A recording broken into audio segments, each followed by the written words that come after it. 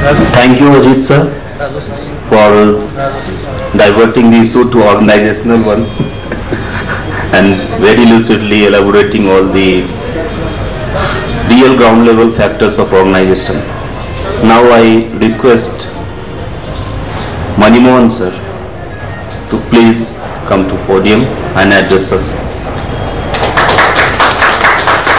To my memory, in the last 25 years at least, Shillong has not hosted even an executive committee. And it is a very great thing that they have hosted a convention at this place. And as Comrade Ajit and Comrade Pine were saying, in spite of the fact that this has been one of the most stagnating zones in the entire country for a very long time, they have, might be, this gives an indication that they aspire that at least from now on, limelight will be there on their long pending difficult issues, which to some extent are also covered by many other zones, but chiefly Shillong has been bearing the brunt of the heavy stagnation throughout, all along. Comrades Pine, Comrade Kaushik, Comrade Ajit, and comrades and friends. Even though I felt that coming a long way and wasting the association fund for a lecture like this, I was having a doubt whether it should be done at all. Then I consented chiefly because of what two issues Comrade Pine had already deliberated upon in his keynote address, and fundamental issues which have already been there and all along have been there in our cadre and in our department rather. In the twin cadres are inspectors and superintendents. It is not confined to inspectors alone, it is there in superintendents also. And down below from ministerial onwards. Because every time I hear people, particularly the youngsters who are coming to the department now, looking at income tax organization and saying, see, they have been able to do this, they have been able to do that. But one fundamental thing that we have been forgetting is that income tax organizations have been able to forge a unity among the employees up to the additional commissioner of income tax on promotion right from the notice server. In our structure we don't have that unity, and without that sort of a potential to expect that we will be able to perform like that is like a rat expecting that it will perform like an elephant. We are like rats eating at each other's flesh. Within the organization as inspector, within the department as inspector and superintendent or ministerial, all these things. Within the ministerial there are several categories who want to go into the executive, who want to go into the ministerial, within the who has come as UDC, who has come as LDC, who has come as DEO. Then when they come into the stream of superintendents, then we have multiple streams from inspector, from appraiser, director, court appraiser, examiner, promotee. These we have not been able to reconcile. And when we talk about reconciling, see, when we have not been able to reconcile with ourselves for our own benefit, how do we expect the government or the board to come and reconcile our differences?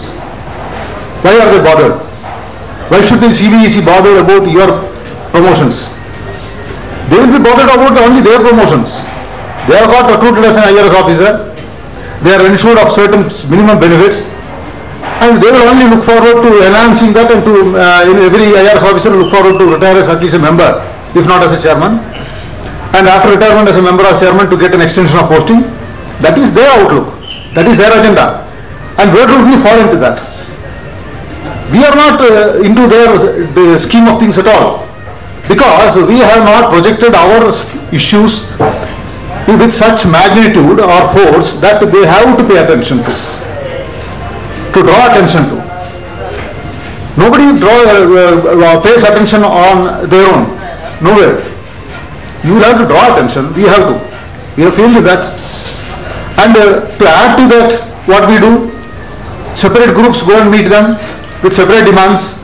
Then they very easily say, see, X has come, he has said this, why you are coming saying this? So I cannot, you come and resolve yourself and come back. This, see, in my experience, past 15 years, this is happening. From each region somebody goes, from each organization somebody goes. Inspectors Association if says something, Super Association goes and says something totally contrary to that. When Central Excise says something, Customs goes and says something contrary to that, and they very easily cancel one against the other and do nothing. That is very easy for them. So we have provided them enough opportunity not to act. So when we talk about participation in the governance, we should also remember what is our minimum requirement to participate in the process. When we bring forth a child, we have a responsibility as a parent. Otherwise, you are bringing forth a bastard child. When you cast a vote, we should think about to whom we are voting, what sort of government we want in place, what is the policy we want. Then we should cast our vote. Without minding about all these things, if we do something and then regret later, it is just like a one-night affair. We don't take responsibility for what we are doing. That's what we have been doing. And we are seeing the consequences. We don't have a plan, we don't follow it. And very many times we come for a meeting, we discuss so many things, once we go back we forget it. We decide on agenda and at the grassroots level it is not translated into action. Because many of the people, comrades whom we represent, they either are not with us or are not listening to us or not bothered about it. So we are not able to transmit the energy that is created in a meeting like this to the grassroots. Unless we find that mechanism of transferring the energy that is created in a meeting here to the grassroots and bring back the real aspirations of the grassroots to a place like this and create an agenda accordingly, we will not be able to get our acts together. Because whether it is in the group A structure or within an organization like us, see, we have basically three types of people everywhere in all walks of life. One basic character which will easily be come across is that one type of people who think that everything is for their own convenience. And man essentially thinks that the entire world has been created for his own convenience. All that moves or not moves on this earth is for his own convenience, for his consumption, for his benefit, for his enjoyment. This is the basic problem that human being has been facing. This is the basic problem which our cat also is facing. And this is the basic problem that the CBEC's higher-ups also face. Each one of us think that this is for us alone. The IRS officers think that the entire department belongs only to the IRS. An office bearer, once he is elected, once he starts thinking that this association only for his own benefit, then where is the association? At each level I am talking about. That is the position of an IRS officer also. The next category of people are there. See, for example, now, when there is an ecological problem coming up, people talk about warming up of the globe, people talking about the consequences of the over-enthusiasm of the human being, then we think, oh, because of our action, ecology is bound to react. When the ecology or it reacts, then we will be in trouble. Our future generation will be in trouble. Therefore, we should not do certain things. This is the second category. Again, there also, it is basically our livelihood, our benefit, our good that we are concerned about. Because I will be in trouble, because my next generation may not have water, I should not go in for deforestation. This is the second category. Again, to the extent that I am not affected, at least to some extent I have a forethought. Okay, if I do this, I have this consequence. It is a very, very rarest category which admits or understands that all living beings on earth have an equal right to live. It is a very, very difficult theoretical point of view. Because once we accept it, then it becomes very difficult for us to make every move, to do any action. Because we do not know any of our actions whether it will create a problem for any other living being. We do not know. That is a very, very difficult area, and it is a very, very minimal number of people who will fall into that category. So all of us basically will be falling under the first two categories. Within these two categories, also, we can try to move towards a point where we should at least theoretically understand that though we are selfish by nature, we should be able to evolve to an extent where our selfishness is able to have an intersecting point with the selfishness of somebody else. Then only you can negotiate. Then only you can have an agreement. Then only you can have a discussion. There only a participation of governance will come. If both points do not meet, if my vested interest doesn't have anything to do with the other man's vested interest, then there is no meeting ground, we cannot discuss. If I am able to find out a minimum common area of vested interest, at least between the two categories, my vested interest should meet somewhere with the other man's vested interest. Only there we will have a common place to sit and discuss, to understand, to reason out. Otherwise there is no point. You will be talking, the other man will not be listening. He will not listen at all. And that is the crisis which we are meeting. We have not been able to identify the common area where it will create a problem for us as well as the other person. If we are able to find that out, we will be able to sort our problems. So we will have to expand our vision in such a manner that it will encompass the other man's problem also, at the same time take care of our problem. Then we will be able to make that man sit and discuss with us. Without that being done, we will not be able to. For example, Comrade Pine, I had a small difference. He was saying that by GST, the scope of excise may not be affected. I have a feeling that if this 1.5 crore limit is completely given to state governments can easily bifurcate the units into 3, 4, 5, 6 and all. And the number of assessees on the excise base also will come down.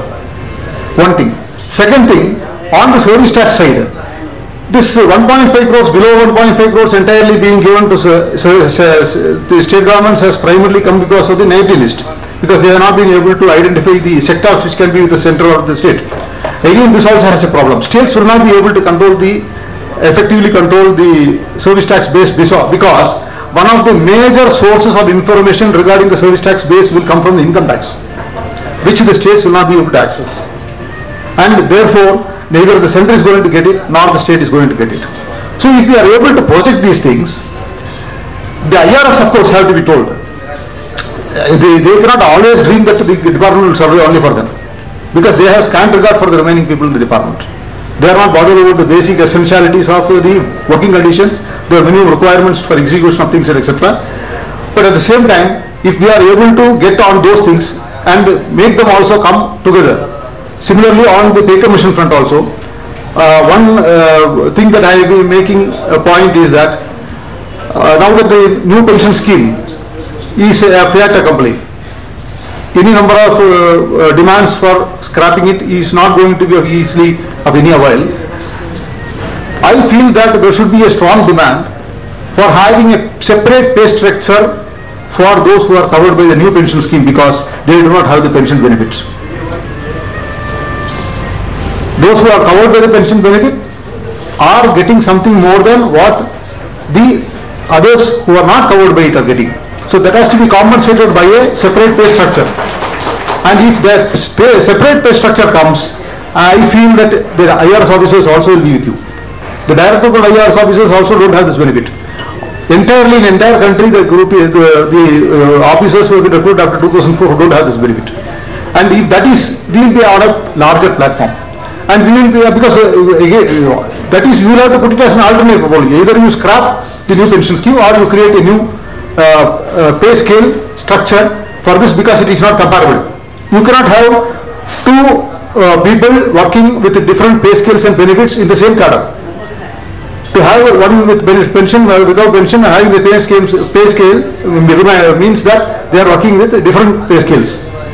So on this ground, if you are able to strike a common ground with others as well as Group A, and also, of course, I cannot say anything about the Superintendents Association as of now, but it is my wish that the Super Association and the Inspector Association has to work together. We had the benefit of that only once, where I was the President and Pine was the Secretary General. We could have a very good relationship with the then office bearers of the Superintendents Association. We also have reaped a benefit that parity with CBI could be achieved in 2004 only because of that unity, and subsequently also we have not been able to get much done.